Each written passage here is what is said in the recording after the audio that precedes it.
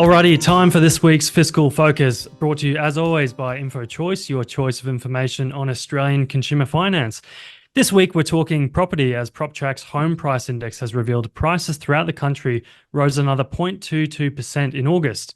Joining us to discuss the latest results and more is PropTrack's senior economist Eleanor Creagh. G'day Eleanor, welcome to the Savings Tips Jar. Thank you for having me. Good to be here. Thanks for sharing some of your thoughts and your time with us, Eleanor. So my first question to you is, it's probably not exactly surprising to see home prices up again ever so slightly. But what stood out to you in the report? What were some of the highlights that made you sit back and think about the state of Aussie housing? Yeah, so we're seeing that national home prices lifting a further 0.2% in August. That brings them up a little over 6% on levels seen in August last year. And that's the 20th consecutive month of home price growth on a national basis. So clear that housing uptrend remains in play and that positive home price growth momentum remains persistent. Now, it is clear to see, though, that the housing market is running at different speeds. So underneath that national figure, we've got some very varied price performance across the different capital city markets. So Perth, Adelaide and Brisbane really leading the charge, which has been the case for much of the past 2 years, whilst we've got Melbourne, Hobart and Canberra bringing up the rear and Sydney sitting somewhere in the middle. So certainly a multi-speed housing market developing or still in play. And it's really the variance between supply and demand conditions in each of those capital city markets that is driving or primarily driving that variance in home price growth. Eleanor, were there any clues in this August data as to the future direction of the Australian housing market? I mean, we've heard some pretty sensational claims recently. There was that 60 Minutes report that aired those claims from Harry Doomsday Dent that we'd be facing a 50% fall in Australian property prices in the next few years, I think he said. And he's basically warning people, young people that don't own property, to not buy at all. Is there any credibility to that? Look, kind of simple answer, I wouldn't say so. We know that there's a number of factors that have really caused the current home price upswing or continue to fuel consistent positive growth momentum. So although we've seen that the number of homes hitting the market this year has lifted across most capital city markets, we've still got very strong population growth. We've still got tight rental markets, although conditions have begun to ease slightly. And of course, those home equity gains of recent years continuing to bolster home buying demand. So if we look at markets like Adelaide and Brisbane, say, with the home prices up almost 80% over the past 5 years, wow. Upgrade activity is being incentivized in those markets, given those home equity gains, with many existing homeowners likely to be sitting on substantial equity gains. Meanwhile, at the same time, we know that building activity remains challenged. We've still got construction capacity constraints, labor shortages, higher materials costs, higher financing costs. And as a result, that building activity remains challenged, and we're continuing to see that that's exacerbating what's already a chronic shortage of housing. Supporting price growth in the months ahead. We've also got July's tax cuts, which boosted borrowing capacities and buyers' budgets. And I think, of course, the persistent growth in home prices as well is probably motivating a lot of people to overcome affordability challenges. And as a result, housing demand does remain relatively strong.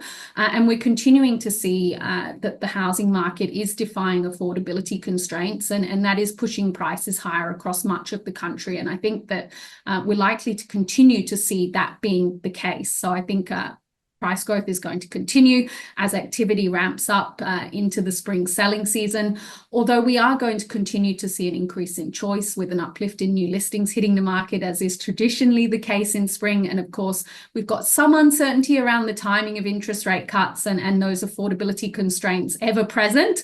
And that is probably going to dampen the pace of price growth. But certainly we are expecting that home prices are going to continue to lift in the months ahead. And then I think kind of putting that more future focus lens on. We know that by Christmas, there'll probably be some more clarity around interest rates and the potential timing of that first interest rate cut, which will probably spur buyer activity into the new year as well. It's historically been a good time to buy as interest rates move lower, and we typically do see that home buying demand increases. Although the challenging starting point for affordability this time around could see that's a more muted demand uplift in this rate cutting cycle, but nonetheless a demand uplift. What I always want to know, Eleanor, is the sort of relationship between transaction volume, okay, properties coming onto the market, and buyer choice and price growth. So I guess over the last couple of years with interest rate rises, like a lot of people who would have originally felt confident to sell their properties might have withdrawn their home from intending to sell.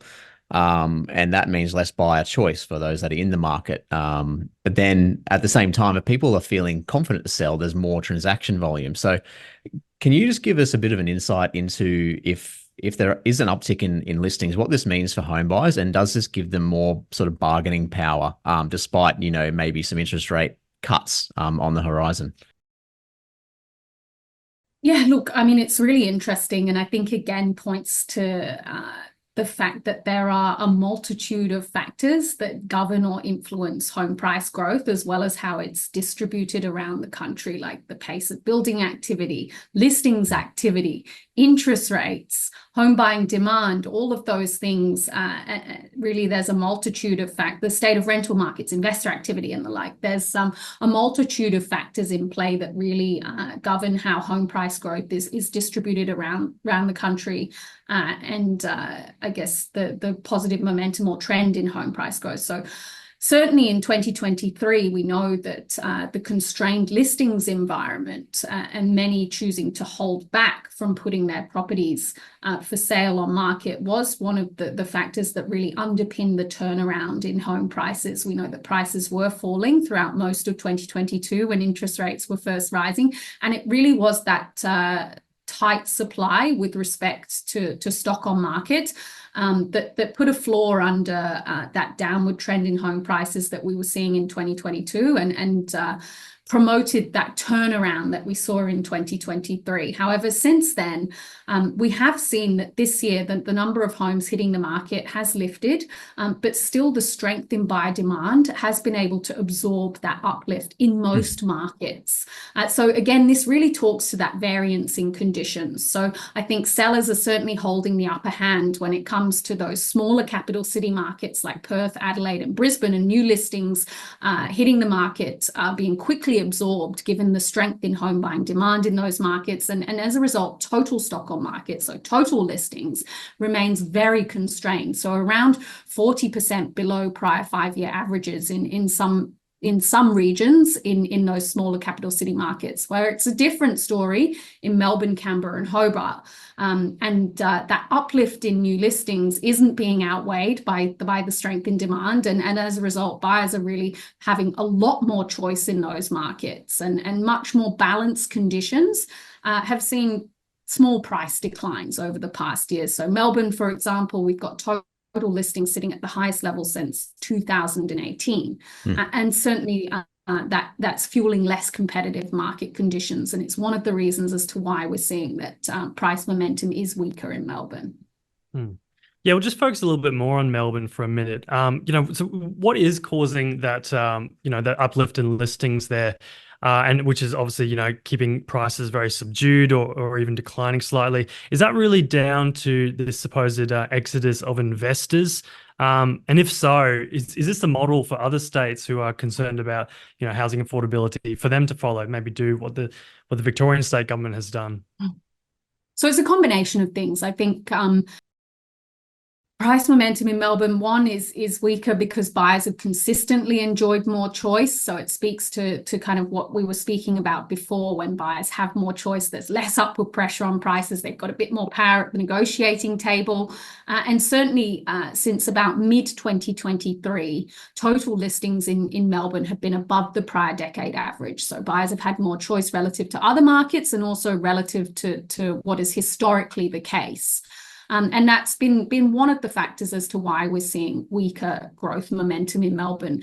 It could also be a bit of a pandemic overhang. We know that Melbourne was also one of the weaker performing capital city markets throughout the pandemic. And I think one of the other important factors is the fact that construction rates relative to population growth in Victoria have been more balanced compared to some other parts of the country. But certainly higher property taxes, I think, are playing a role. We know that increases in taxes on investment properties have made owning a rental property in Melbourne less attractive. So certainly Victoria also isn't attracting the same uplift in terms of investor purchase activity as some of the other states are.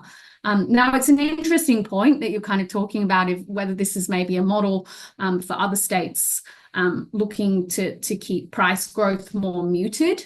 And I think given that it's a combination of factors as to why we're seeing growth momentum in Melbourne weaker, it's probably not. And also, I think if the states were equal in terms of those tenancy and tax policies, the incentive to invest interstate wouldn't be there. So really, again, it speaks to kind of the only really long run sustainable way to overcome affordability challenges is really to build more of the right homes in the places where people want to live. For sure. Now we talk about the RBA and the potential for interest rate cuts maybe on the horizon now. You said earlier, somewhere around Christmas, early New Year's, one to watch. The RBA has all but ruled out an interest rate cut in 2024 at least. Do you reckon it's kind of like in the pandemic when people couldn't go outside and there was all this pent up demand for shops and eating out and stuff? Do you reckon the RBA has kind of quashed some like a mini generation of would-be home buyers, the 2-3 years worth of home buyers who might have sat on the sidelines? Do you reckon it'll take that first cut for them all to flood into the market and feel confident to buy again? Or do you reckon it'll be a more gradual process? I think it'll probably be a more gradual process. We actually know that first home buyer activity, despite those affordability constraints, which are certainly present at the moment, has been above decade average levels. Now, part of that could be the rental crisis and historically tight rental markets that pretty much every capital city has exhibited over the past 3 years, which potentially encourages those, of course, with the means to do so, to purchase sooner than they otherwise would have. That persistent uptrend in prices that we've seen, we've spoken about how that could also have been encouraging people to transact again sooner than they otherwise would have, given that the expectation is for prices to continue increasing. So I think that when we look at the potential for interest rates to move lower at some point in the first quarter of 2025, we probably will see an uplift in activity. We do historically see that is the case, although I think that when we're looking at this cycle, we are sitting at, we're at a point where affordability is incredibly stretched, and so that could cause a more muted uplift in demand. Yeah, I guess then the RBA is really only going to cut if the economy is in a bit of trouble. So I guess I can understand that doesn't necessarily mean a lot of people are going to be ready to jump straight into the market. We've covered a lot of ground today, and so yeah, we'll have to wrap it up there, unfortunately. But yeah, thanks so much, Eleanor, Creagh, for joining us on the Savings Tip Jar podcast. Really appreciate your insights.